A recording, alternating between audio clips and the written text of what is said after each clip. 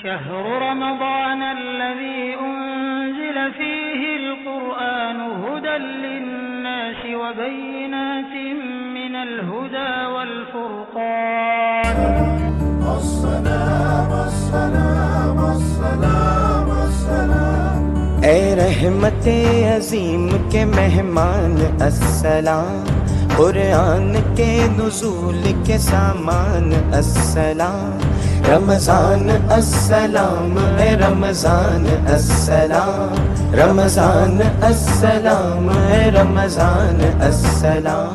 وقال الرسول يا رب إن قوم اتخذوا هذا القرآن مهجورا العالمین والعاقبۃ للمتقین والصلاة والسلام علی سید الانبیاء والمرسلین اما بعد اعوذ باللہ من الشیطان الرجیم بسم اللہ الرحمن الرحیم قال فما خطبکم ایھا المرسلون۔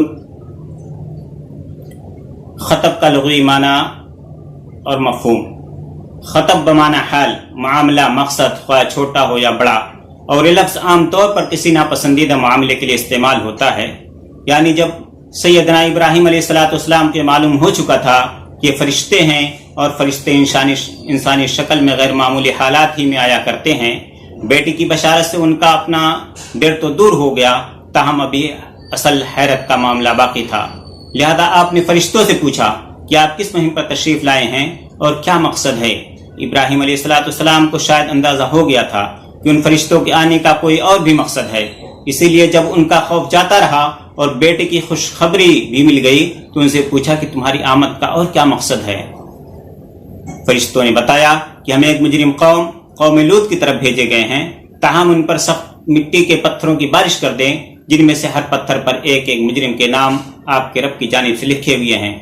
حضرت ابراہیم اس وقت فلسطین میں تھے، قریب ہی بحر مردار یعنی بحر میت ہے کے پاس سدوم و عمورہ نام کی بستیاں تھیں جہاں قوم لوط کے لوگ آباد تھے۔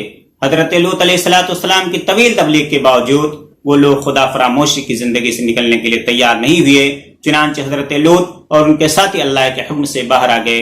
مذکورہ فرشتوں نے زلزلہ اور آندھی اور کنکروں کی بارش سے پوری قوم کو ہلاک کر دیا۔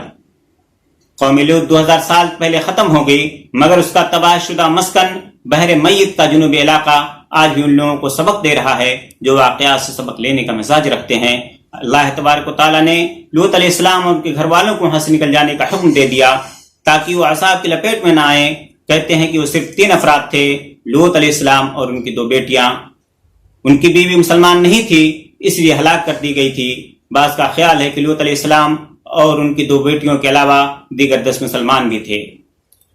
ان مسلمانوں کو آیت نمبر 35 میں مومن اور آیت نمبر 36 میں مسلم کہا گیا ہے، اس لیے کہ وہ لوگ مومن بھی تھے اور مسلم بھی، کیونکہ ہر مومن مسلم ہوتا ہے اور ہر مسلم مومن نہیں ہوتا، اس لیے کہ مومن ہے بظاہر سائر اسلام کے شاعر، سائر اسلام کی پابندی کرتا ہو، لیکن اگر دل میں پختہ ایمان نہ ہو تو وہ مومن نہیں ہوتا۔ نبی اکرم صلی اللہ علیہ وسلم نے صحیحین میں مروی ایک مشہور حدیث میں اسلام اور ایمان دونوں کی تشریح فرما دی ہے۔ اللہ کے نبی صلی اللہ علیہ وسلم نے اس کی وضاحت فرمائی ہے۔ اسلام کلمہ لا الہ الا اللہ کی شہادت، اقامت صلاۃ، ادائیگی زکوٰۃ، حج بیت اللہ اور صوم رمضان کو کہتے ہیں، اور ایمان یہ ہے کہ اللہ ہے، اس کے فرشتوں، اس کی کتابوں، اس کے رسولوں اور اچھی بری اور تقدیر پر ایمان رکھا جائے۔ اس حدیث سے اسلام اور ایمان کے درمیان فرق واضح ہو جاتا ہے۔ قرآن کریم میں بعض جگہ اسلام اور ایمان کو ایک دوسرے کے معنی میں لغوی اعتبار سے استعمال کیا گیا ہے، شرعی اعتبار سے دونوں میں وہی فرق ہے جو حدیث نبوی میں بیان کیا گیا ہے اور حدیث نبوی سے ہمیں معلوم ہوتا ہے۔ محترم ناظرین و سامعین کرام، 27واں پارہ قال فما خطبکم، اس پارہ میں 7 صورتیں ہیں۔ سورہ زاریات کا بقیہ حصہ، سورہ طور مکمل، سورہ نجم مکمل، سورہ قمر مکمل، سورہ رحمان مکمل، سورہ واقعہ مکمل، سورہ حدید مکمل ہے۔ سورہ زاریات بقیہ حصے میں فرعون اور اس کے اہلکاروں کے دریا میں ڈوبے ہوئے جانے، قوم عاد کی ہوا کی نظر کیے جانے اور قوم سمود اور قوم نوح علیہ السلام کے عذابوں میں گرفتار کیے جانے کا ذکر ہے۔ سورہ طور میں چند اہم باتیں ہیں۔ نمبر 1 قیامت کا بیان ہے، نمبر 2 جنت میں کس طرح گھومیں گے پھریں گے، ان کا اعتراف کیسا ہوگا، اس کا تذکرہ ہے۔ نمبر 3 نبی اکرم صلی اللہ علیہ وسلم کو اہل مکہ نے کیا کہا، کیا کیا اذیتیں دی کن کنی اذیتوں میں کا شکار ہوئے نبی کریم صلی اللہ علیہ وسلم، اس کی جانب اشارہ ہے۔ سورہ نجم میں کئی باتیں مذکور ہیں۔ نمبر 1، نبی کریم صلی اللہ علیہ وسلم نے حضرت جبریل علیہ السلام کو 2 مرتبہ ان کی اصلی حالت میں دیکھا، ابتدائے نبوت میں اور معراج کے موقع پر سدرۃ المنتہا کے پاس۔ نمبر 2، انسان کی کوشش رائے گاہ نہیں جاتی ہے، شرط یہ ہے کہ وہ اپنی کوشش میں مخلص ہو۔ سورہ قمر میں کئی باتیں ہیں۔ نمبر 1، چاند کے 2 ٹکڑے ہونے کا، جو کہ نبی کریم صلی اللہ علیہ وسلم کی نبوت کی نشانی اور معجزہ تھا۔ نمبر 2، قرآن مجید انسانوں کے لیے نصیحت ہے، اسی لیے اسے بہت آسان بنا دیا گیا ہے تاکہ ہر شخص سمجھ کر اپنی زندگی میں نافذ کر سکے۔ وَلَقَدْ يَسَّرْنَا الْقُرْآنَ لِلذِّكْرِ فَهَلْ مِن مُدَّكِرٍ، قرآن حکیم میں خود اس کی دلیل موجود ہے۔